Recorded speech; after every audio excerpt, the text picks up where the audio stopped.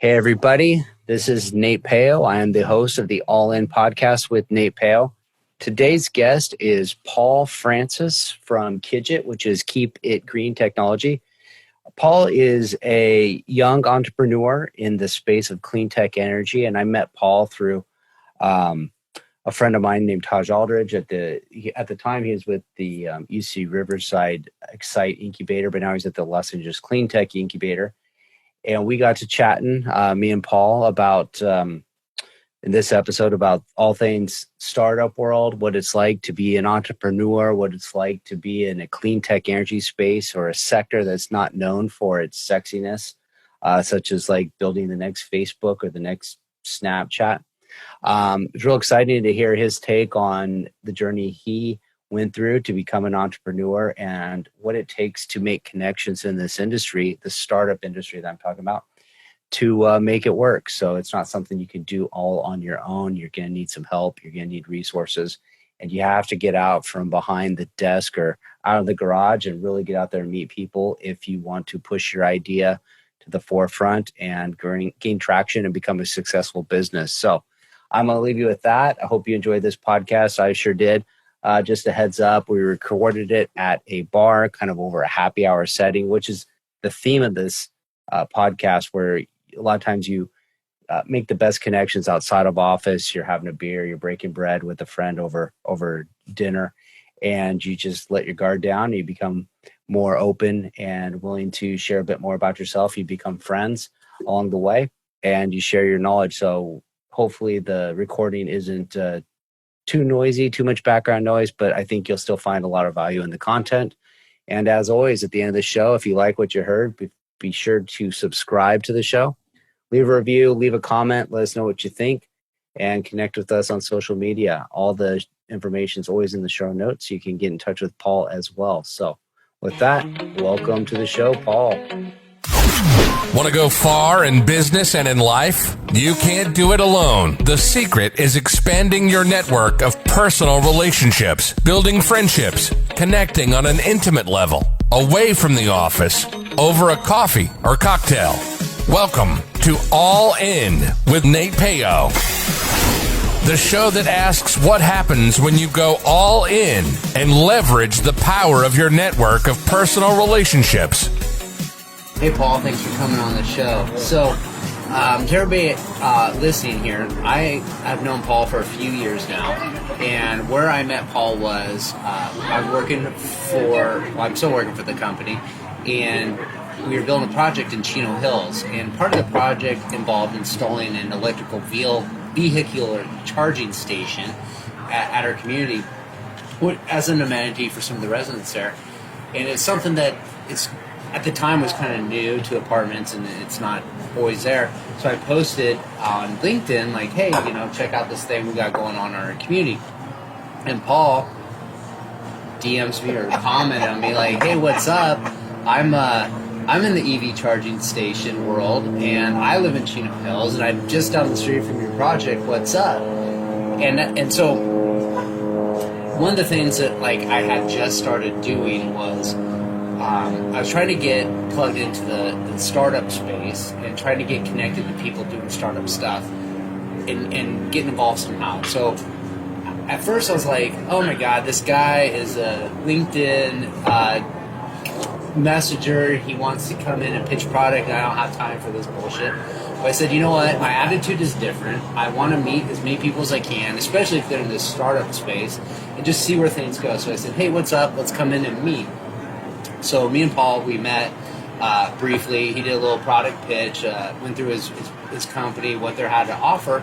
And at the end of the meeting, we kind of started talking about like startup space. And I let him know like, hey, I'm kind of interested in, getting involved, helping people out, coaching, advice, that type of stuff. And these are the people I was plugged in with, which was Scott Brofsky from Excite, which is in Riverside. It's an incubator for UC Riverside.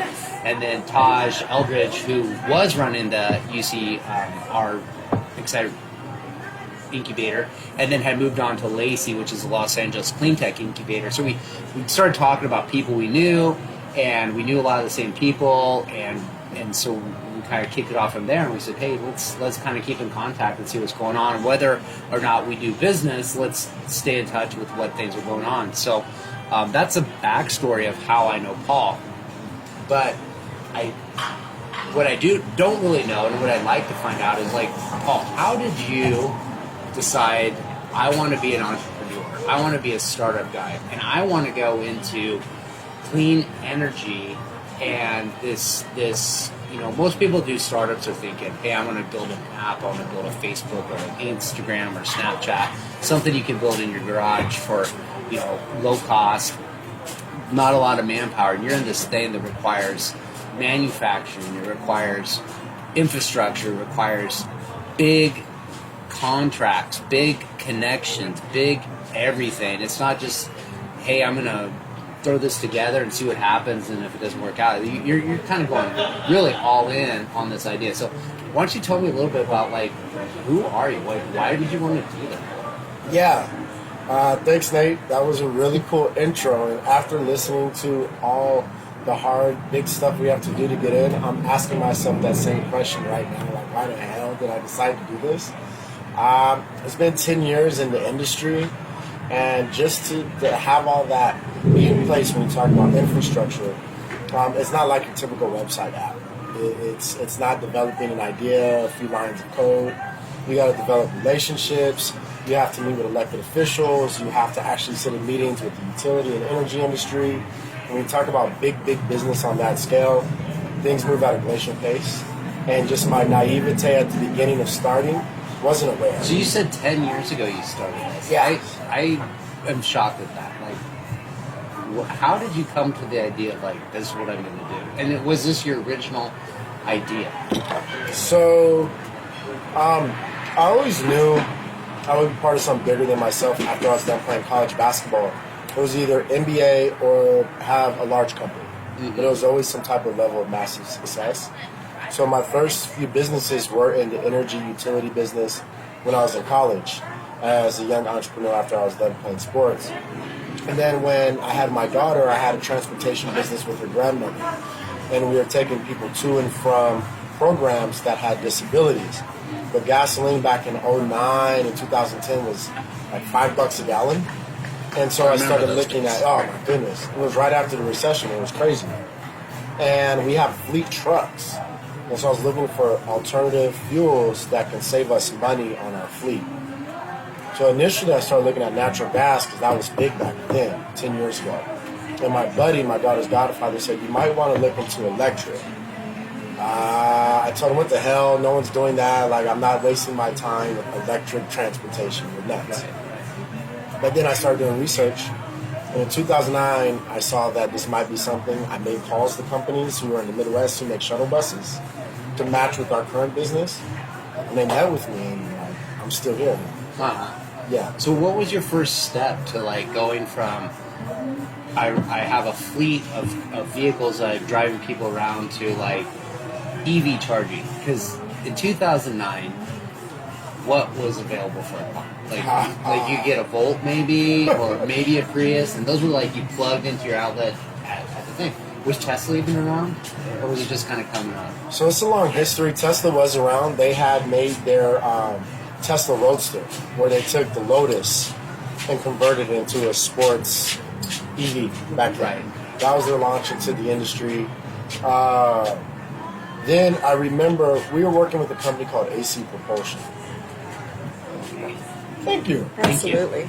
And AC Propulsion, I got to show them love because they are the godfathers of our entire industry. Shout out to Tom Gage, Wally, Russ Binder over there for bringing me into the space back in the day when I was just a young guy hoping to be a part of something. So their drivetrain was the electric drivetrain they designed. They're out of San Dimas. Was the drivetrain that Nissan, who came out with the Leaf in 2009, Tesla, the founders, original founders of Tesla, not Elon, were the original founders of AC Propulsion. Okay, and Tesla ended up buying, or not Tesla, but Elon ended up buying the company, right? No, actually what happened was they were just engineers. You have a bunch of engineers doing really cool shit. Yeah. And that's what they do best. But Elon had just sold his stake in PayPal. He had cashed out, he's big money. And they wanted a CEO that had vision, and he wanted to do solar city. He wanted to be in clean tech. So the engineer said, let's bring on Elon. He's smart. He knows how to market. He knows how to promote. He can speak well. He has vision, and he has a fat wallet. So they brought him in to help launch the business mainstream and take the technology where engineers, they know how to build it, but they didn't know how to make it into a business. And that's what Elon did. And that happens a lot with startups. So then, as you're progressing, you're moving, you're seeing a little bit of traction with some EV cars, but they're still pretty like new. Nobody's really like, man, this is sexy, this is hot, I want to get into it. Solar was boring, EV was boring. You know, it's not. Like in 2008, 2009, it's like Facebook and then Instagram shortly after, and everything was like, who can create the next best app? And you're sitting here going, I want to do something. It's pretty, a testament to like your visionary skills to say like, hey, this is something that's going to happen. I want to get in at the ground floor, and I'm going to go put my efforts into something that, at the time was very nichey, very. Not many people are paying any attention to it. Yeah, I was crazy. So where did it go?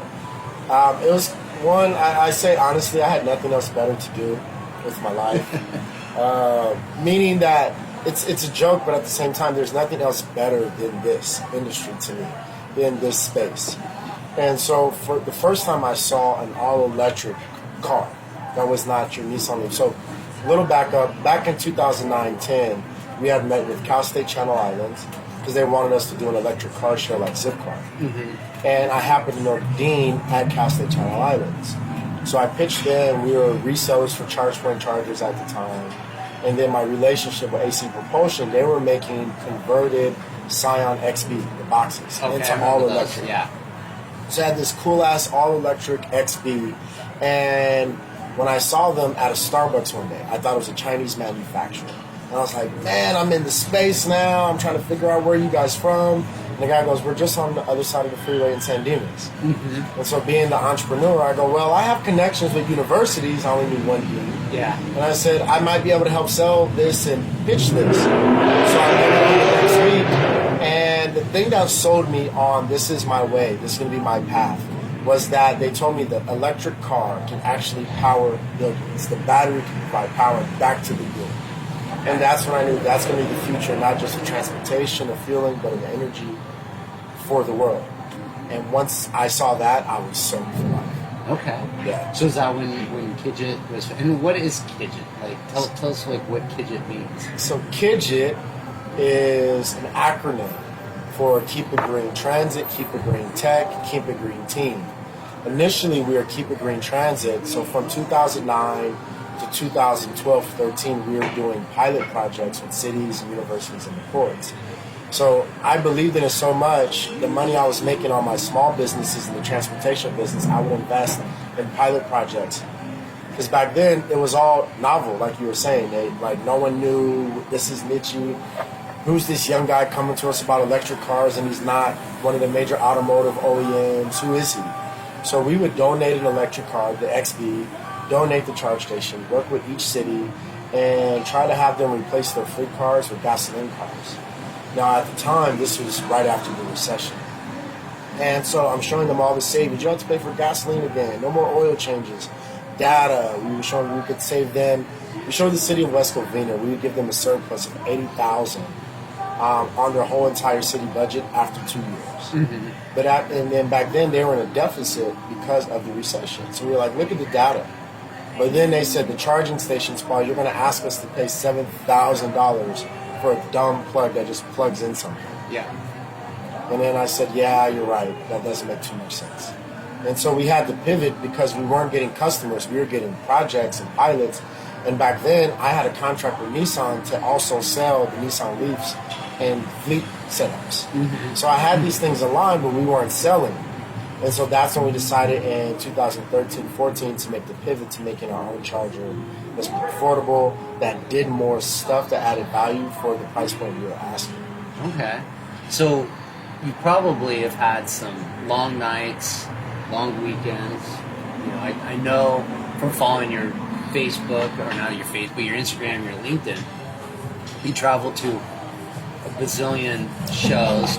You're always you're always at some seminars, some educational summit for, whether it's SoCal Edison or other charging electrical companies, cities, industries, and educating people on what renewable energy is, what clean tech is, and I guess, trickled down to specifically electrical vehicles and electrical vehicle charging. So how did you start getting a network of these people, and like how has that impacted what you've done with your life with the company, and like where you see yourself going?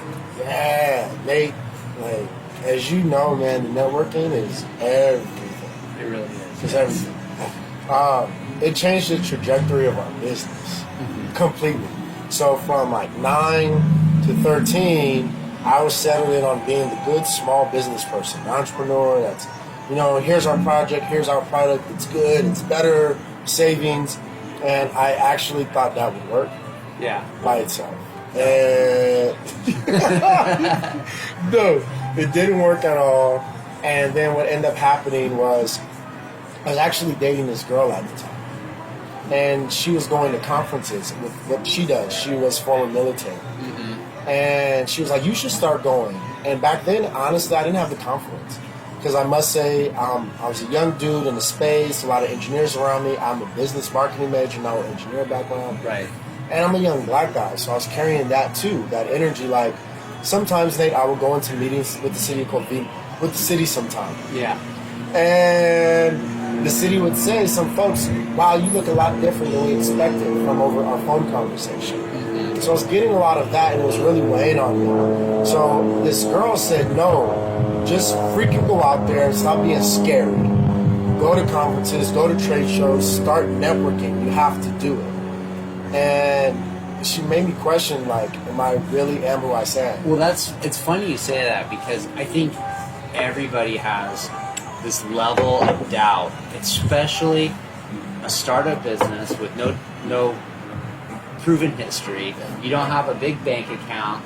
You don't have this, and you go into these places, and you're with like large utility companies or large governments, and they have establishments, and they have budgets, and they have big dollars going into it, and they also have like some bureaucracy and things. It's not very like shoot from the hip and like I met you, like let's do a deal. It's very like if you're not big, like they're not that likely to take a chance. They come back when you got some insurance, and you walk in and you see all these people in the room, and you go, well, I don't belong here. I'm a fake. I'm an imposter. Like everybody else knows what they're doing. Everybody else knows what they're talking about. Everybody's so much smarter, so much better. And I'm saying this because I've been in that place where you talk yourself out of it, and you go, I can't do this. Like I can't. But then the more you kind of start going, and props to your friend that said, hey, do this, and just keep going back, because you start realizing that at the end of the day, people are people, man. Yeah. And they have their own problems, they have their own self-doubts, they have their own other things going on. And when you just kind of like start connecting with somebody on like you're talking to an engineer, and they're super smart, and they know all these things about this space you're in that you can't comprehend, but you know a different aspect of like, hey, this is how it works in reality. This is how, you can talk to somebody about it and make it like feasible, and you have like different skills that are complementary to each other that each other don't have. You start realizing like, hey, they just are really cool people that like they get excited about the things we're talking about, and you just engage them and hear their stories and where they come from, and you connect on the level of like you're all in it together, and you're all going down the same path, and you offer different things. And once you start having these relationships built, instead of it becoming this overwhelming, like dreadful thing to go into a networking event, you start seeing like, oh, I'm going to see some friends I haven't seen for a while, and I'm going to make some new connections. And somebody in here may be the right person that's going to connect me to the person who I need to get in front of. Or vice versa. You're going to connect somebody there to somebody that you don't realize how important your connection. Like you say, I know deans. Like not everybody knows deans of colleges, and that's a pretty cool thing to have. And somebody might need to get in front of those people. So sometimes everybody in general underestimates what they know, what their skills are, and how important that they actually, how much they bring to the table.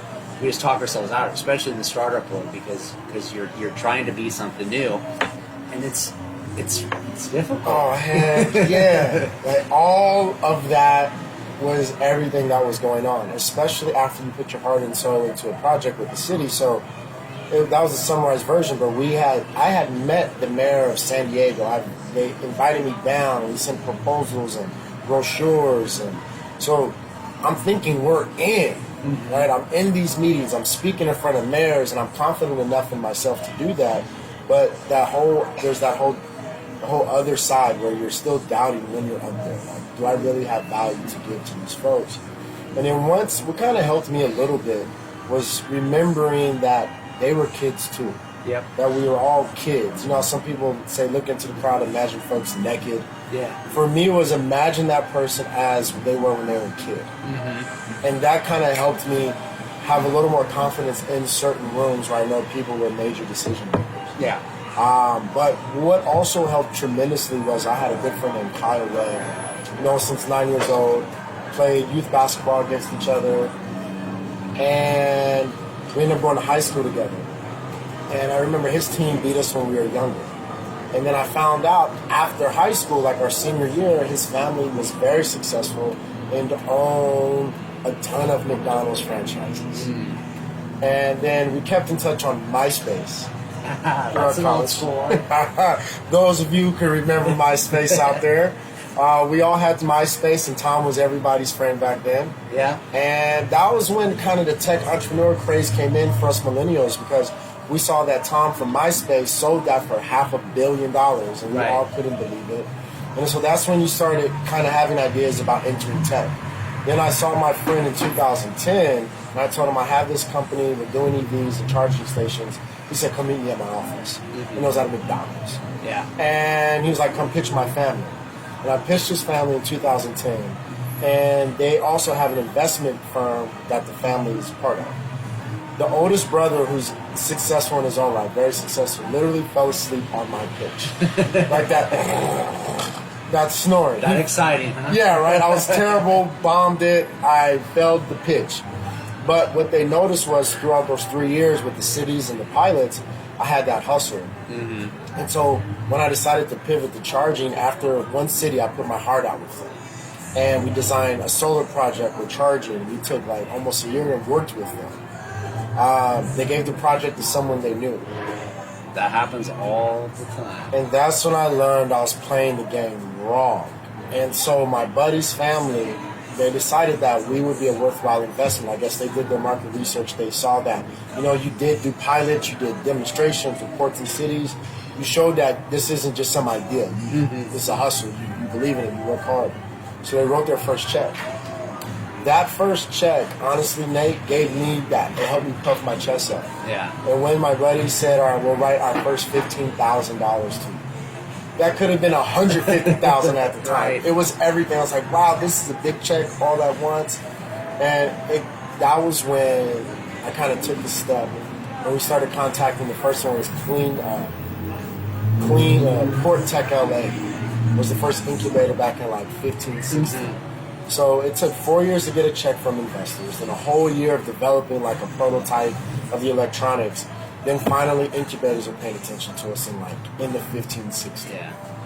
So incubators in startups, I'm going to do a little explanation, and it's going to be very, very high level. It's a lot more complex than this. So if you're in a startup world, and by startups, the difference between like a startup and a small business, I would say as a startup is you have this idea that you can't do so much on your own, and it's going to require some investment, some capital to expand. Where a small business might be something you might start on your own. You have a smaller amount of capital you need to raise, and it's something that can be scalable, but it usually starts off with this idea of like, I want to go in and create a business to serve a local market, where a startup is maybe thinking, hey, I have this idea and it's going to take a lot of resources to implement, like an EV charging, or like a Tesla, or like a what's new out there, but just something that's like, hey, for the business to be successful, you need a lot of scale and a lot of money and a lot of resources to implement it. And you just can't do it all alone. You can't do it with your savings unless you're Elon Musk. So that's kind of it. And so your stages are is you go from like an idea and you create a pitch of like what the idea is. And usually this idea morphs, it like yours did. It starts with like, I got this idea, and then you find out as you're investigating it that things work and some things don't, and it kind of maneuvers down this path, and it winds up to a spot where you start getting a little bit of viability, and you start getting some interest. Maybe it's customers, or maybe some investors, and where it is, first step is an angel investor, which is somebody that's defined legally as they make a certain amount of money or have a bunch of net worth, and they're allowed to invest in deals that aren't mainstream, like buying stocks and bonds. And so if they see like some interest in it and they say, okay, I'm going to invest in you, then they want to help you get connected to move to the next level, which is raising bigger money through venture capital. So there's things out there called incubators. And what an incubator is, it kind of is what it sounds like. It's an incubation of an idea or a project or a business. And they take your idea, and you're still doing your business, but they're giving you guidance, they're connecting you to resources, they're connecting you to advisors, they're connecting you to people in the industry. And so where I met you from was the Riverside UCR Excite, which was, I guess, is kind of like a generic. There's not like it's kids that are. There's no theme. It's not a theme focused tech. It's for anyone who has a cool tech idea. And they're mostly UC Riverside students, right? UC Riverside students, maybe. Yeah, and then the LA Clean Tech, and then also I'm gonna mess it up.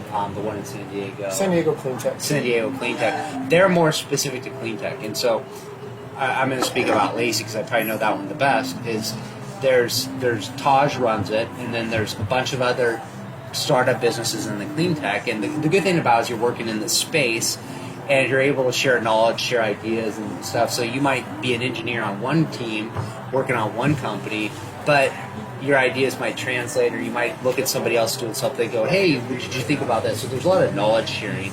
But then there's also advisors, and then there's going into there, and they want to get involved and help businesses, so they're going to use their resources to get you connected with people like the cities, the government, the investors you need to be in front of. And that's part of what the clean tech also does, is they help you, give you the resources to like product development, testing, get you in front of manufacturers, get you ideas on how to scale your business, and hopefully eventually they get you to a point where when you graduate from the incubator, you're ready to accept more capital from a venture capitalist, and what they're going to do is accelerate your growth. They're going to take your scale. Hey, you got a business, you got customers, you're going places, but you don't have the money to really do what you need to do to operate a truly successful business at the scale it needs to be successful. And then they plug you in. And of course, at any stage in this process, you could go down in flames, and that's probably more often than not. So each stage, you're progressively getting better, and progressively losing more sleep, progressively getting more and more stress. That is true. With the idea of, hey, one day, I'm going to grow a very successful business. And the clean tech incubators really focus on exactly what it is: clean tech, renewable resources. And it's a space that I think is very important to be in, because not everybody wants to promote that. It's not always the hot and sexy or bumpy returns. It's not the status quo, and you're trying to convince people like, hey, I know you've been doing something this way for 1,000,000 years. Why should I switch? And you say, because this is the future. Well, the future doesn't pay my bills. I got to think about right now. So that's kind of it in a nutshell. And then, how did you get connected to Taj? How did you get connected to the incubators and like getting accepted? And then, why don't you talk a little bit about your most recent admittance? It seems like it's really paying dividends for you. Yeah. So just a little context for the audience. Relationships have been everything to our business. If it weren't for that and having friends and then making relationships with people who have the kind of the way to help you get into a certain network or who already have been successful, making those relationships and honestly wanting to learn from people have helped me personally as an entrepreneur, and then bringing on a team that has allowed us to grow and to get accepted into incubators. Like I said, my current investors were my friend from high school since I was 9. Mm-hmm. And they wrote the first $15,000 check. But when they saw that we had that chutzpah and that grit, out of nowhere, a year later they wrote a check for $150,000. Right. And the next year, $150,000 more. But one thing for us, our CTO, got a shout out, Jonathan Stevenson, who's been with the company since 2013. He believed in my crazy ass when we were just working with cities and the pivot. He's now our CTO. He's now an owner in the business. And him sticking around and developing a relationship has made him an owner, right? And then so what happened was we were operating as a small business for so long. We did not get in. Even that first Clean Tech Port LA didn't bring us into the incubator. Yeah. And we continue to have to operate as a small business. So what Jodamus and I did, we worked with the Small Business Development Council for 2 years before we got accepted. Mm-hmm. And they gave us our pitch coach. Yeah. They linked us with certain small businesses and utilities initially. And that, honestly, that's a free resource for all of you out there who want to get in, can't get into an incubator accelerator. SBDC helped us with figuring out how to get our small business certifications. So our first customers were the state of California, because the SBDC helped us get our small business certification. And then state entities, government entities have set aside dollars, but they have to spend their money with small business. And the Wildlife Fisheries Department was our first customer we gave charge stations to. Very cool. And so for us, the SBDC was our initial incubator, because they did exactly what these incubators do now. Then from that, we met Taj through our friend Brandon. My girlfriend, she had a family friend that was mutual. We were all at a backyard little barbecue. Then comes this college kid who's real excited, who plays the drums, and it happened to be Brandon. Brandon was like, hey man, you got this cool idea. I go to UCR. I should link you with a guy named Taj, who's the director. I was like, yeah, sure, kid. Whatever. Cool. Yeah, everyone has someone they know. 5 months later, he calls me. He's like, hey, remember I told you about Taj? He wants to talk to you about your idea. And literally, that's how we got introduced to Taj. Then we went into, one of their cohorts was spring of 2017, Excite Accelerator. We got into Taj. We went through that whole process. And literally from making the pivot in 13, 14 to 17, it took us 4 years to get in to an accelerator. Before we got into that accelerator, though, Excites, we already had paying customers. Mm-hmm. So that's what helped us. We had closed the University of Laverne. They bought 10 chargers from us. And so I think because we went at it kind of from a hustle small business, we are different than a lot of the young companies coming into incubators that just have a website idea. What we've talked about in the past is and I don't want to get too far down the wormhole of startup businesses, but you go to these things and everybody's got a pitch deck and everybody's working on I got to get investors. But if you ever go to a pitch contest, which is where everybody gets in front of investors and they give their pitch and then they're ranked and there's a winner. And I always tell people, why do you think that guy won? Or gal. Yeah. Why do you think that person won? And they're like, well, their idea was so good. It's no. The reason why they won is they had customers, they had a proven business model. People want to invest in not necessarily a sure thing, but where the odds are better in their favor. So you can have the best idea in the world, but if you're not executing on it, it doesn't matter. So people want to see that you can get customers and you're going to go. And so when you're betting on the team, you're betting on people that are bringing in customers, you're going to be successful. Whether the idea is viable or not, you might pivot the idea and move in a different direction and still be successful because you have the right team in place rather than the right idea. The other thing is Taj and hopefully I get Taj on the show sometime, but Taj is like a super connector. He like knows everybody. He knows everything that's going on in LA, Riverside County, San Diego County, Inland Empire, in the startup world, especially in the clean tech world. And he's a big advocate for getting people in front of other people, making connections and leveraging those connections. And that's one thing, like, that's a theme here. What you talk about is everywhere you've gone in your path, this journey revolves around somebody introduced you to somebody else. Absolutely. Somebody you connected with. And it took 10 years. Like, it doesn't happen over time. So I always tell people there's two things that you can really work on to improve your situation in life. Your education, your experiences, is those things. You learn lessons, you get better from experience and knowledge, and then building a network of people, of connections that you can rely on and get introductions and help out. And both of those don't happen overnight. You can't go buy those. They have to be like ground out. They have to be hustled. They have to be every day you're working on making hustle. Yeah. And if you're just going, hey, I'm going to do something a couple times a month, a couple times a year, like, sure, that's good. Everything's good, but it's going to take longer to develop, and you're going to have longer success. So if you're just sitting at home working on an idea, a business idea, you're not getting out there meeting people, you're going to, I think, struggle to find leverage. So, everything becomes everything, and meeting these people, and you never know who you're going to meet. Like you said, Brandon, the guy with the drum, and Brandon's a great dude. I've met him before too. And you're right. You meet these people, and you go, "What guy? Who is this look what happened with us." Yeah, and then you realize, like, you never know. And then there's other times when people you think are like, "This is it. I'm going to get the meeting of my life," man. And it goes nowhere. And you find out, like, hey, like, we didn't vibe, we didn't click, we're not in the right space, not the right time.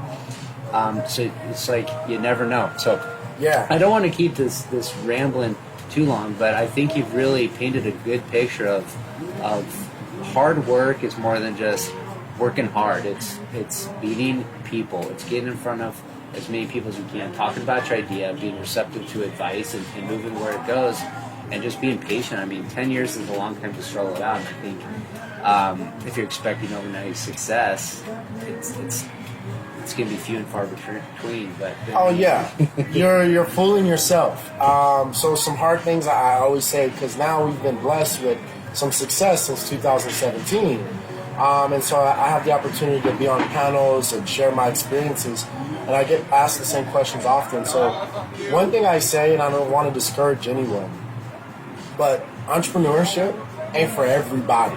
No. It really isn't. I mean, honestly, I've never told you this, I don't tell too many people, but we're here to be authentic. There's been nights and weeks where I slept in my car throughout this journey. Yeah. And the journey can't be about the desired outcome of that big check or that VC. That has to be about, am I progressing? So one thing Jodimus and I like to do is a benchmark.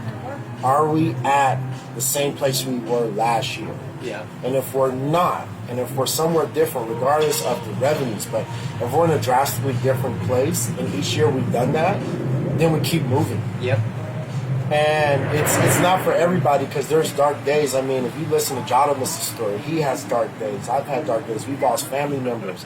My first mentor who believed in me died the same day I buried my grandmother. Like, there's a lot of that going on. What you learn is throughout the roller coasters that you have to believe and love what this is, and love what you become out of it. So a lot of entrepreneurs think that your idea, this business, this check, these VCs.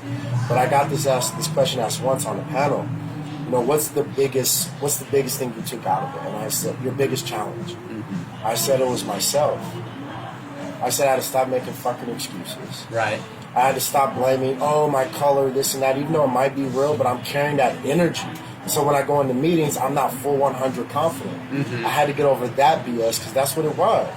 It was BS. Yeah, it's real, but it was once I took it out of my head and I just acknowledged that we're good, we have guys, we're passionate, and I showed our track record of projects, it paid in our favor. Mm-hmm. And so honestly, it was people seeing how hard we worked to move up. Like, how do you guys have projects and customers with only raising $250,000. That's so much more impressive in a pitch competition than the guys who made a cool website that may have 1 billion customers because they showed you the market on some slide deck in a PowerPoint. Yeah, right. And so when we go up on stage now, there's a distinct difference between KIGT and these other companies when we're pitching, because we can point to those hard years where we worked, where we got the city to do a pilot. So even if we didn't get a sale now, that's data and credibility. Yeah. And so lately we got into, so after UCR, Taj left UCR and became KIGT's one of our board of advisors,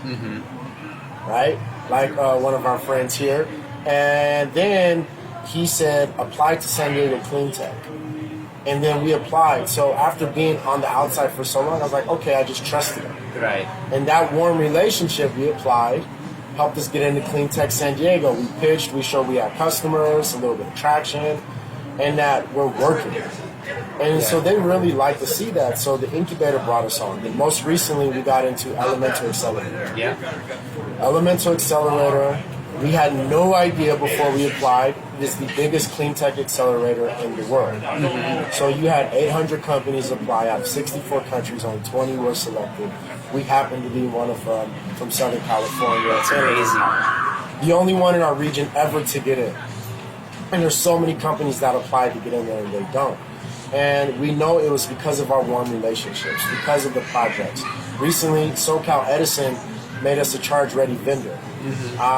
Because of those small pilot projects and our warm relationship with someone who was formally connected with Edison, gave us our first introductions 2 years ago. And through those warm introductions, like you were saying, through showing that we had hard work done and we got projects on our own without any type of VC funding, Edison started trusting us. Yep. And once Edison started trusting us and they were vocal and open to everyone that they believed in us, this young company, things changed for our business, like completely. And the accelerator, apparently, we had no idea. So I know I'm rambling, but here's this quick story about it. Taj says Paul applied to Elemental, and so does, he met Alyssa at Clean Tech San Diego. Alyssa's awesome. So she says apply, we apply, and I don't have any idea. I've never heard of them. I'm like, okay, advisors say do it. That's another thing. The coaching accelerators give you advisors, they give you coaches, they give you resources and insights and help you think of things in a way that you haven't. Yes. And that's the beauty more than like just saying they might help me meet an investor. Because even if an investor writes you a damn check on Friday, you have to figure out how to make sales on Monday. Yeah. And if you didn't know how to do that before you met the investor, you're going to have a hell of a hard time and with a lot more pressure to do that once they do finally come on. Yep. So they help you build that. And then they said apply, so we applied. 6-month interview process. Detailed applications, interview. And I remember not even telling my team, my investors at first, until we got to the 4th round. And that's when I was in China. Yeah. Taj is the reason why I got to China, because of his warm relationships. They wanted tech companies to go to China to talk. So I get to see the world now because of my relationship with my advisor, who's become my friend. He's part of the incubator scene. Yeah. And as you guys see as I'm going, it kind of all relates, and it's kind of like the snowball effect. We get into the accelerator because I'm using social media, like how Nate and I got introduced. We're making original content. We're posting everything we're doing. We get into incubator, we post on LinkedIn. If we have a customer, we post on LinkedIn so everyone in the industry can see it. It edifies us without being in their face. Yeah. We get into China literally because someone saw a LinkedIn post. Wow. And then so I go to China. Hey, stop telling everybody about the secret of LinkedIn. We don't want everybody. Oh, man. You guys go to LinkedIn, follow us. Paul Francis, Nate P on LinkedIn. Our goal is literally to do stuff like this to encourage, inspire you guys so we can become influencers on it. But long story short, all these relationships, China, we got into Elemental, and now, like literally this week, we just came from San Francisco, and I had a chance to speak at Bloomberg Mobility Summit. That's awesome. Yeah. So, yeah, I'm gonna wrap it up here. Like clearly, it's about building relationships and putting in the effort. And the more effort you put into those, you're gonna see fruits. No matter what, you can't, and that doesn't go away. If KIGT goes out of business or whatever happens, those relationships don't go away. They still happen, and you can still rely on them in the future. future. So that's what I'm going to leave. Do you have any last piece of advice you want to share? One last piece of advice, one quote I always use. I tell everyone out here, no matter where their background is, there's a famous poet from Pomona. I like to quote. And he said, if you stay ready, you ain't got to get ready. Right. That's a good one. And a famous poet, his name is Sugar Free, rapper from Pomona, from Empire. But that's literally a model we carry with us every single day. That's a great one. Well, Paul, I thank you for coming on, dropping some knowledge here, talking about your journey, and we're looking forward to seeing great things come from you. So thanks again, and look forward to connecting with you again soon. Yeah, Nate, this was a blast. Thanks for having me. Thank you. Make sure to visit our website, therealnatepeo.com, where you can subscribe to the show on iTunes, so you'll never miss an episode of All In. While you're at it, if you found value, we'd appreciate a rating on iTunes, or if simply tell 2 friends about the show. Looking to connect? You can find Nate Peo on LinkedIn or Instagram.